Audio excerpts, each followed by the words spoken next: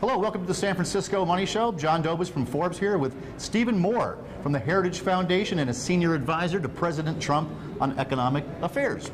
Fair enough. Good to be with you. Good to be with you. You too. So the trade war is raging full on again, it seems. That is.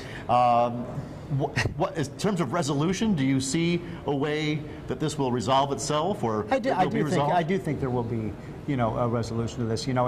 People think it's going to be like a plain landing and a smooth landing. No, it's going to be one of these things where you're going to have these punches and counter punches, and it's been raucous for the last number of months, and one day they retreat, but I think at the end of the day, all it takes is a phone call from President Xi to Trump saying, let's get this thing done. And so I think that will come. I think it's a benefit both countries, and when that happens, I think the economy will really boom in both countries.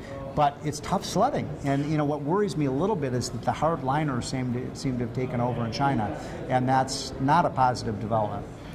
China needs us as much as we need them. Is that a true statement, or do we need them China less? Needs us way more than we need them. I mean, Donald Trump used to say, if we can't trade with China, we sneeze. If they can't trade with us, they catch pneumonia. Right. So look, they sell us $500 billion. We buy, we sell them $100 billion. So they absolutely have to have access to America's market to grow, and that gives America some leverage in these trade negotiations. And Trump is trying to use that leverage to get China to behave. And incidentally, there's nothing that Trump is asking for of China that's unreasonable. Yes, they should open up their markets. Yes, they should stop the technology transfers. Yes, they should stop stealing our intellectual property. I mean, those are very consistent with international law, and so but China is going to have to make some real concessions here.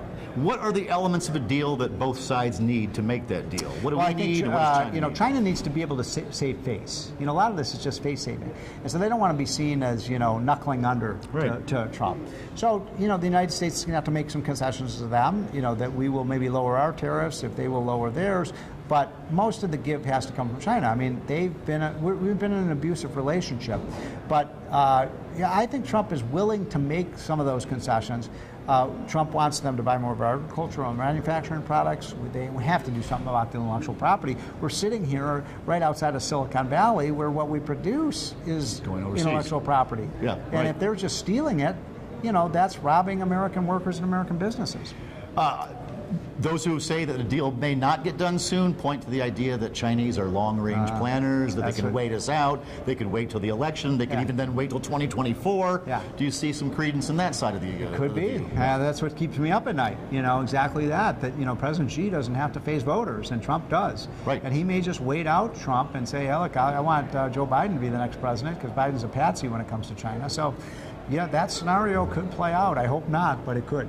But even if a deal is not reached, do you see the U.S. economy growing at, you want 3%, 4% or something like that? Could we, without China, without a deal with China? That's a good question. I think it does knock some growth off. I think then we're looking at close to... At least temporarily, right? 2.5. Well, they're the two largest economies in the world. I mean, China's growing, and so I think it would be harmful to us if we couldn't trade with China. Okay. And look, the hope is, what's their population? 1.2 trillion, 1.3 trillion. Billion in the country. Yeah. No, same as India though, right now too. So think about if we actually have a genuine free trade situation. Think about we could sell our culture, our movies, our technology to 1.3, our blue jeans, our bourbon, to 1.3 billion people. We've been hearing that for 30 years, though, right? I mean, that's been since Carter and Deng Xiaoping got together. That's 40 years now. But we're still waiting. All right, so a deal might get done, and it might not. I'm going to put the odds at 60% we get a deal in the next 6 months. Okay? There you have it. Stephen Moore.